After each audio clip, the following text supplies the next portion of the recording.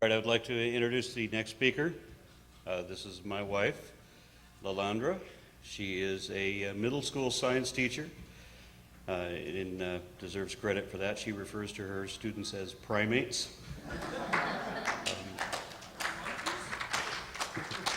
With some justification, I think. She began her own podcast, called The Nuns, N0NES.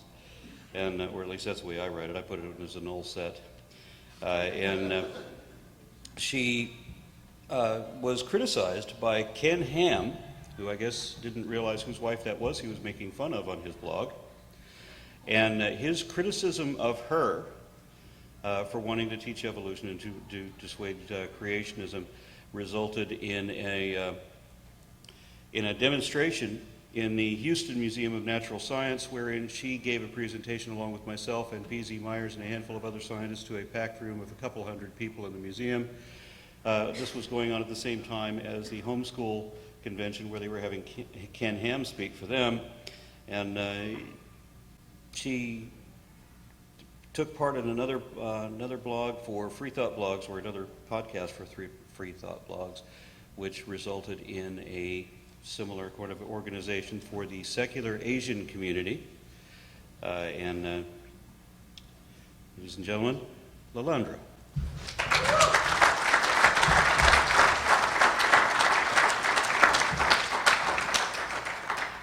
Hello.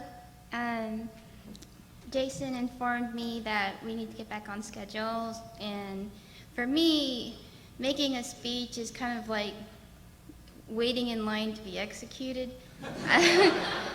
It gives me a little bit of anxiety, so in a way, maybe that's a blessing. And I know you guys have been here a long time sitting and listening, so we'll muddle through this together.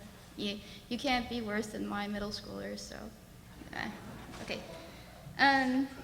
Today I would like to address how free our thinking is from religious dogma. In order to better go about creating a better human experience, we need to examine whether we still have lingering subconscious religious ideas that block our ability to appropriately be compassionate and empathetic in our dealings with one another.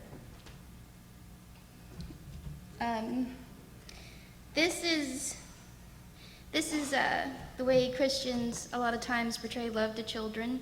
I don't know if a lot of the people here are former Christians and you sang along in youth groups like I did, but if you could indulge me for a little bit on this Valentine's weekend, I want to address the heart of humanism by looking at ways we humans think of love. The first experience of love for most everybody is their love of their parents. My father was a large, imposing man with a gray beard, but deep down, he was sort of like the Frankenstein monster. He just wanted to be loving and gentle. So one day when he told me that the way I loved him is how I should love God, only more than I loved him, I found that difficult to wrap my 5-year-old brain around. The man who taught me how to laugh wanted me to love an invisible being more than him. I grew up in my father's Southern Baptist church in the part of the country that gave us Texas school board members like Terry Leo.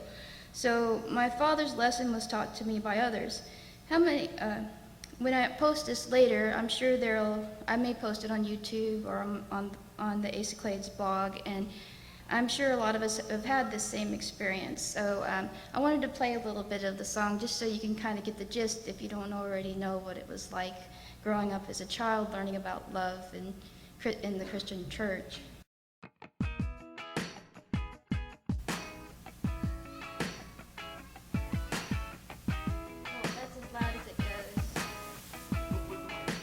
Okay.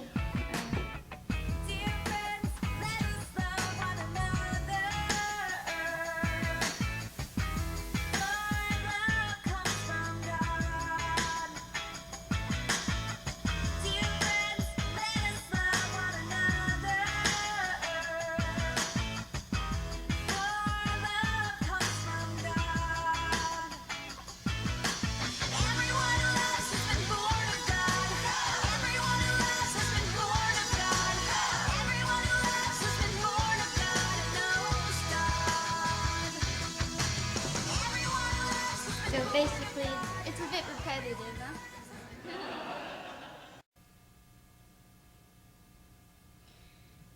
That sounds pretty innocuous to most people. Of course, to many of us sitting here today, there are a few assumptions in the verses. More so if you sang the full version with both Bible verses. The foremost assumption is that the God of the Bible is love.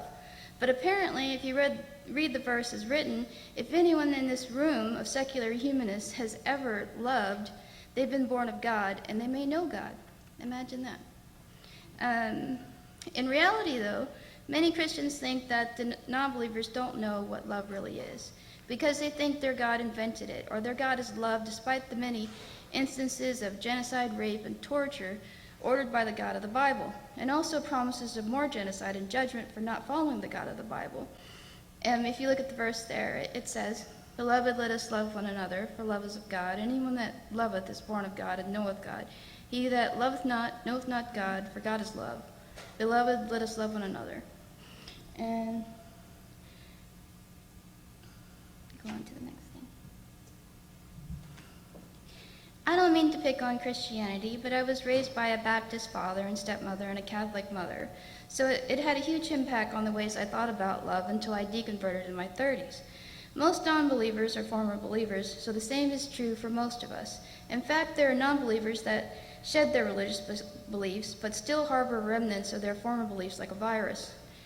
For example, this is a position of an ecumenical coalition group called Secular Pro-Life. I'm going to read a bit of their stances here on abortion. The secular pro-life position rests on the following premises. The fetus is a human being. There is no consistent objective distinction between person and human being. Human beings possess human rights. Bodily integrity is not sufficient to justify most abortions. That's on their webpage right now. Their assertions are not fundamentally different than religious pro-lifers. Still, their position on bodily autonomy of women reveals some of the effects of our society's views on women. Thankfully, they do advocate for comprehensive sex education, although they promote abstinence only as the most effective and affordable option. If you take them at their word that they are truly secular, their stance on reproductive rights is puzzling, given that it is indistinguishable from religious anti-choice groups.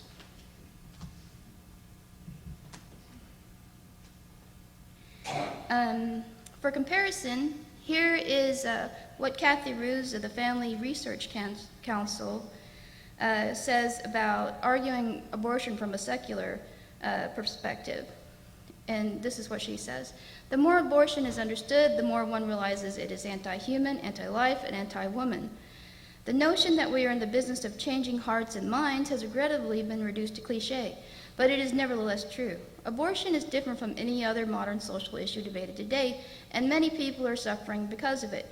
Prayerfully and for the sake of women and their babies, let us go after those hearts and minds armed with knowledge and animated by compassion. Unless you want to marry your same-sex partner, because then she says, the federal government through our history has deferred to state law policy decisions with respect to domestic relations. So you should have compassion except for if you want to marry your same-sex partner, no, that's a decision for the states. But you should have so much compassion for women when they're having, or the fetus during an abortion.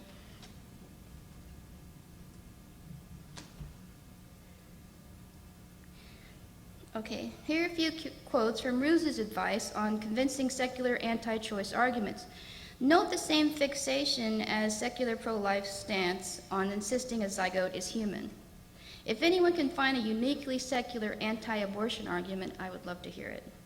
So here are a few of her scientific arguments that are designed to persuade people who are secular. At the moment when a human sperm penetrates a human ovum or egg, generally in the upper portion of the fallopian tube, a new entity comes into existence. Now that's really scientific, right? A new entity coming to existence, right? Zygote is the name of the first cell formed at conception, the earliest developmental stage of the human embryo, followed by the Morolla and blastocyst stages. And here's another one. DNA and other human molecules, so its nature is undeniably human and not some other species. So it has human DNA, so it is human, so you can't abort it, is basically where she's going with that. Not a person is a decidedly unscientific argument. It has nothing to do with science and everything to do with someone's own moral or political philosophy, though that someone may not readily admit it. Here's a good time to recite the scientific proofs and maybe make a philosophical point of view of your own. We're either persons or property. And even the staunchest abortion defender will be reluctant to call a human child a piece of property. So it's not categorically any different from this supposedly secular pro-life stance. It gets even more insidious when Rule reveals her rationale for using secular arguments against abortion. It's kind of funny that their focus is on convincing the postmodern secularists rather than using religious arguments. Is it because there's an assumption that secularists seek abortion the most because Christians are the majority in this country and therefore we are having the most abortions? Or anecdotally, the girls in my Christian youth group were raised in Southern Baptist purity culture, and most of them wound up having unplanned pregnancies. What she says here is, the best you can do is arm yourself with the facts and deliver them in what you hope will be a winning way for your audience, meaning you will need to make your case in most instances not in the language of faith or religion, but in the language of the postmodern scientist. Secularist, thank you. Okay. Ironically, if a reduction in abortions is the goal, the best way to go about that is contraception education and support, not slut-shaming girls into not seeking reproductive health services when the reality is that 80% of Christians have premarital sex. This graphic attempts to explain the percentage. This graphic is from Christianity Today, by the way. By saying that if you attend church more often, you fit the definition for evangelical better. Of frequent church attenders, 56% of them are termed to be not sexually active. I don't know what they mean by that. But all they're doing is slicing the pie differently and quibbling with whether 80% of Christians have premarital sex or not. When you slice the pie differently to select a smaller portion of people who identify as evangelical and even fundamentalists according to the original question, you automatically exclude more people that don't give the answer that you want. You're also talking about a less representative sample of American society. Who can really blame evangelicals for not waiting for marriage? Waiting to marry, to have sex, puts unnatural pressure on relationships with young people. The pressure is to marry young before you have the resources to support a family. Delaying childbirth through methods like contraception is a sound decision because unplanned pregnancies in young women are one of the greatest predictors of poor educational outcomes and poverty.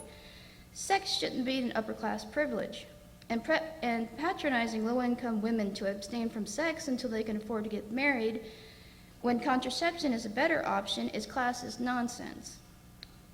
Alternatively, perhaps using secular arguments as a tacit admission that the language of faith is really not that convincing, even to Christians, to not have premarital sex.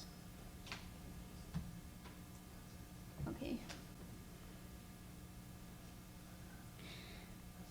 I don't think we as human beings are going to get very good ideas about what love is and how we should partner from a book written by an ancient society. It is strange that the secular anti-choice movement does rely on arguments based on biblical ideas of purity and chastity. Are the people in this picture really secular, or is it like a veneer, like intelligent design, so that Christian ideas can pass muster in secular courts? That poster, you could use that poster in a overtly Christian demonstration. And substitute the word for the embryo, the Bible, for whether it's human or not. The Bible tells me so. It's not categorically different. I wanted to make a quick sidebar here about anti-feminist non-believers.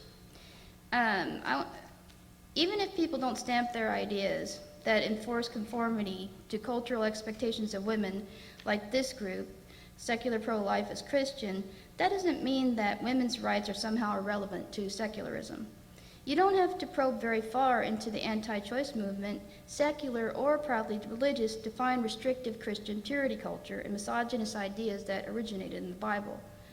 I'm also very curious here in a room full of humanists, what you guys think of people that state that they're feminists, and they're not feminists, but they're humanists. I've even seen a different version of this with people asserting they aren't anti-racist, they are egalitarian. But we don't have time to discuss that because we're in a hurry. Hey. My personal opinion is that women and people of color don't have to address the entire laundry list of injustices to advocate against injustice addressed to them specifically. An example would be someone saying, what about whites in the cycle of poverty, when a person of color advocates for disadvantaged people of color? So you shouldn't have to argue every other position just to state what you are concerned about.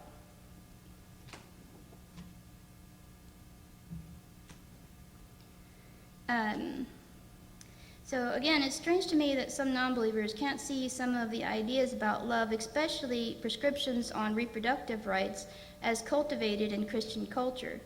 Do we have to discard all of our traditional ideas about love in order for humanists to create a society where compassion, empathy, and ethical treatment of one another is a goal? There are grains of truth that can be found in places in the Bible, like the Golden Rule. I find this passage about love to be fascinating in its contradictions. It's Paul's letter to the Corinthians. If I speak in the tongues of men of angels, but do not have love, I am only a resounding gong or a clanging cymbal. If I have the gift of prophecy and can fathom all mysteries and all knowledge, and if I have a faith that can move mountains but do not have love, I am nothing. If I give all I possess to the poor and give over my body to hardship that I may boast, but do not have love, I gain nothing. It's interesting because other parts of the Bible reward faith more than love, but in this passage, love is considered to be greater than faith. Love is patient, love is kind, it does not envy, it does not boast, it is not proud, it does not dishonor others, it is not self-seeking, it is not easily angered, it keeps no record of wrongs. Love does not delight in evil, but rejoices with the truth. It always protects, always trusts, always hopes, always perseveres. Love never fails. But where there are prophecies, they will cease. Where there are tongues, they will be stilled. Where there's knowledge, it will pass away. For we know in part, and we prophesy in part, but when completeness comes, what is in part disappears. When I was a child, I talked like a child. I thought like a child. I reasoned like a child. When I became a man, I put the ways of childhood behind me. For now we see only a reflection as in a mirror, that we shall see face to face. Now I know in part, and then I shall fully, even as I am fully known. And now these three things remain, faith, hope, and love. But the greatest of these is love. So I'd have to reduce that list by hope, and just the greatest of these is hope and love. And forget about the faith part.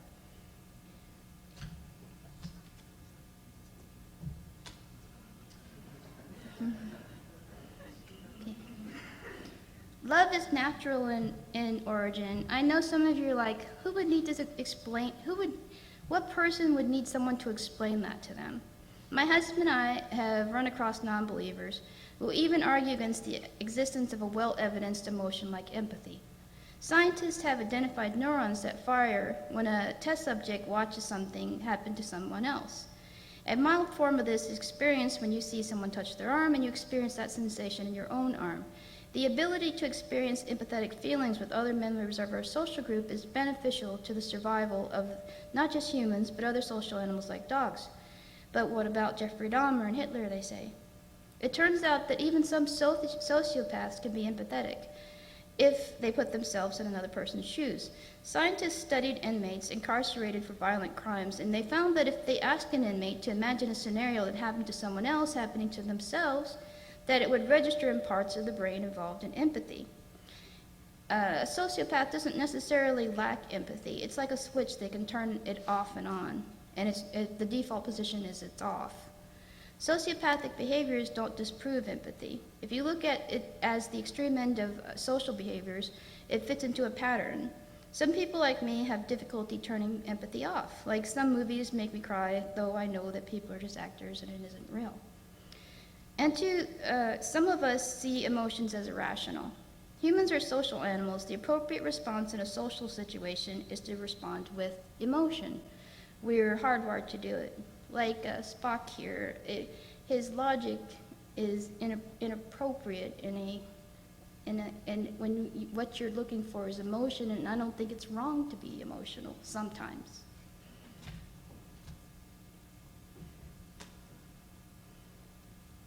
Okay. Perhaps we can identify with some of the traditional ideas about love, because they are partly echoing a universal truth. After all, the peoples of the Bible were human, and the Bible didn't invent love. So how do we go about loving one another without all the Victorian restrictions, and how would it be significantly different? What is love anyways?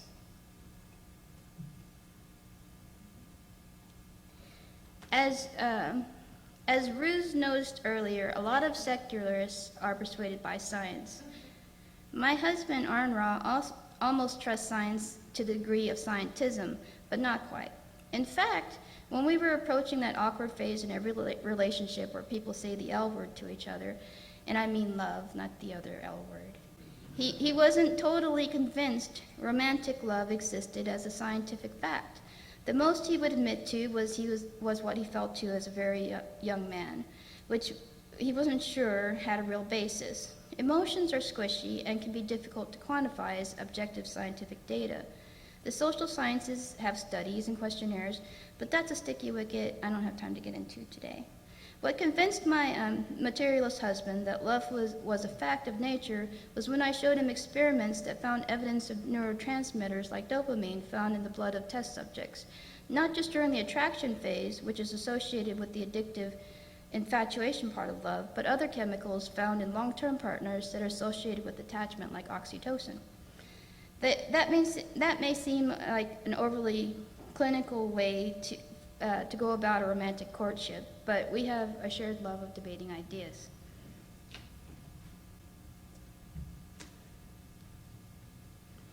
I want to finish by challenging secular humanists to examine the way we think about one another and to shed some of the traditional Christian cultural ideas that get in the way of building a more ethical society. With the growing popularity of secular ideas, we have a unique opportunity to cast aside negative religious ideas about gender, ethnicity, and class, and to actually build a society with a better human experience for all. And that's it. Thank you.